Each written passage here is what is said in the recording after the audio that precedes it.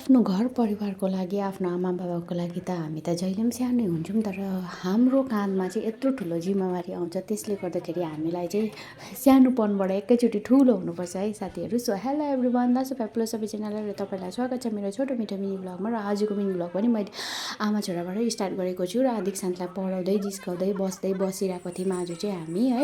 र यो भिडियो चाहिँ मेरो एकदमै पुरानो भिडियो हो है, 3-4 दिन अगाडिको भिडियो हो। त्यतिखेर चाहिँ पानीहरू परेको छ, अन्त मेरो फोनमा चाहिँ नेटवर्कै थिएन नि त, त्यही भएर चाहिँ मैले पोस्ट गर्नै पाएको थिइनँ। अन्त दीक्षान्तले चाहिँ यहाँ कुकुरलाई जिस्काएको थियो, मैले नजिस्काउ न भनेको है, मानेकै थिएन। उसले चाहिँ निचारेर गर्छ नि त डेजीलाई चाहिँ पुरा। अन्त डेजीको चाहिँ मुखले अलिकति लागेछ नि त है। अन्त मलाई मम्मा यहाँ डेजीले कोथार्यो भन्दै थियो, तर कोथार्नु चाहिँ कोथारेको थिएन, उसलाई लागेको मात्रै थियो। अन्त मैले चाहिँ खुच्चिङ अझै जिस्काउँछु होइन भन्दै जिस्काइदिएको त ऊ चाहिँ एकदम सिरियस भएर रुँदै रहेको थियो नि त है। त्यसपछि चाहिँ फेरि एकछिनबाट आएछ, फेरि भन्दैछ मम्मा टिभी खोलिदिनु न प्लिज, टिभी खोलिदिनु भन्दै थियो है।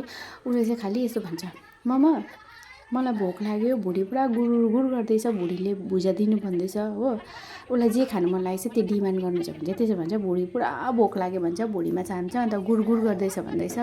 अन्त यस्तो मिठाई दिनु भन्छ उसको जहिले है। अहिले चाहिँ पुरा टिभी हेर्ने जिद गर्दै थियो, तर मैले चाहिँ दिएकै थिइनँ होइन। उसलाई मैले कराएँ है, कोही बेला चाहिँ यस्तो रिसाएर कराएर डर देखाउनु पनि त जरुरी छ। नानीहरूलाई मायाले मात्रै हुँदैन, ल्याटप्रेलले पनि हुँदैन। कोही बेला आफ्नो रिस पनि देखाउनुपर्छ, कोही बेला आफ्नो कालीको रूप पनि नानीहरूलाई देखाउनुपर्छ। सधैँ दुर्गाको रूप देखायो भने चाहिँ एकदमै डराउँदैन, त्यही भएर कोही बेला चण्डा पनि हुनुपर्छ है नानीहरूको छेउमा चाहिँ। त्यसपछि चाहिँ मैले कराएपछि चाहिँ ऊ एकछिन बाहिर गएर खेल्नु थाल्यो है। खेल्दा खेल्दै फिक्कै उसको आँखे मिमी आउनु भएछ। अन्त आँखे मिमी पनि आएर चाहिँ आँखे मिमी तरुल खन्नु थालेछ। अन्त उसले पनि देखेछ। अन्त भरे त ऊ त खुर्सानीको बोटलाई पुरा कोट्याउँदै तरुल खनेको भन्दै मेरो डल्ले खुर्सानीको बोट कोट्याउँदै रहेछ। यहाँ आँखेले पनि तल्लै चकचक गर्छस् भन्दै यहाँ कराउँदै थियो है। अन्त ऊ रिसले हेर्नु न हो, पुरा रिसाइरहेको थियो है। अन्त तर पनि ऊ हिकाएको नहिकाएको केही फाइदै छैन उसलाई है। अन्त आँखेले चाहिँ यहाँ मेरो सिबीहरूलाई पनि अलि थाङ्ना लगाइदिनु भएछ। तरुल निकालेको चाहिँ दीक्षान्तले तरुल चलाउँदै थियो है, यी तरुल भन्दै मलाई पनि देखाउँदै थियो। मैले चाहिँ नगर न लाग्छ खुट्टातिर भन्दै उसलाई सम्झाउँदै थिएँ, तर उसले चाहिँ मानेकै थिएन। त्यसपछि चाहिँ हामीले फेरि तरुल उसिन्यौँ, आँखेहरूले पनि खायो। अन्त मैले पनि मजाले तरुल खाएँ, अचारसित मजाले टमाटरको अचार बनाएँ है। अन्त लाइट पनि थिएन, सिलौटोमा नगरेर चाहिँ टङटङेमा कुच्याएर अचार बनाएँ। त्यसपछि चाहिँ मजाले तरुल खाएँ। त्यसपछि चाहिँ फेरि हामी गयौँ हाट चाहिँ एकदमै ठुलो लाग्छ है हाम्रो गाउँमा चाहिँ। तपाईँहरूलाई पनि देखाउँदैछु, हाट देखेर चाहिँ नहाँसिदिनुहोस् होला है।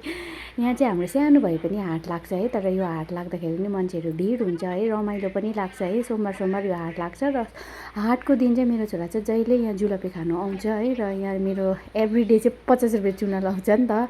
त्यसपछि टमाटर र जुलापी बोकेर चाहिँ हामी जस्तो घर आइपुगेको, यत्रो बिना हावाहुरी बतास चलेको साथीहरू, यति बिना डर लागेको थियो मलाई। म चाहिँ त्यो चाहिँ एक्सप्लेन गर्नु सक्दिनँ। र यति बिना डर मनमा थियो र पनि मेरो आफ्नो नानीको छेउमा म त्यो डरहरू चाहिँ जाया गर्न सकेको थिइनँ। नानीको छेउमा अब मै डरायो भने है उसलाई चाहिँ कसले हिम्मत दिने, कसले आँट दिने है। त्यही भएर चाहिँ मलाई यति बिना डर लागेको थियो। तर म त्यो सबै डरहरूलाई भित्र छुपाएर चाहिँ म एकदमै के भन्नु अब हिम्मतवाला भएर हिम्मतवाली भएर चाहिँ म बसिरहेको थिएँ। तर घरमा चाहिँ यति बिना हावा चल्दाखेरि चाहिँ होइन, दैलोहरू डामडुम थुनेर बसेको, तर हावा चल्दाखेरि चाहिँ हुँ बजिरहेको थियो। र एकछिन हावा रोकिसकेर चाहिँ म माथि गएको थिएँ है।